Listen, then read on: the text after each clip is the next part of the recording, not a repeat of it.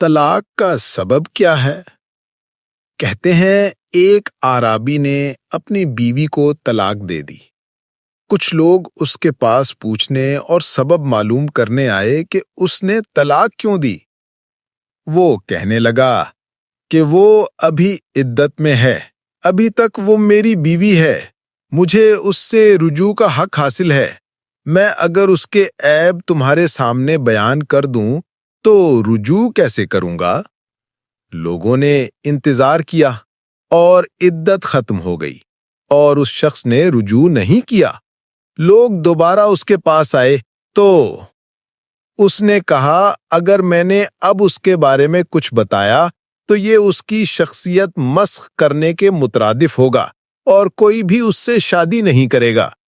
لوگوں نے انتظار کیا حتیٰ کہ اس عورت کی دوسری جگہ شادی ہو گئی۔ لوگ پھر اس کے پاس آئے اور طلاق کا سبب پوچھنے لگے۔ اس آرابی نے کہا اب چونکہ وہ کسی اور کی عزت ہے اور مروت کا تقاضا یہ ہے کہ میں پرائی اور اجنبی عورت کے بارے میں اپنی زبان بند رکھوں۔ یہ تحریر ان لوگوں کے لیے ہے جو اپنی بیوی کی غلطیاں اپنے دوست و احباب کو بتاتے پھرتے ہیں۔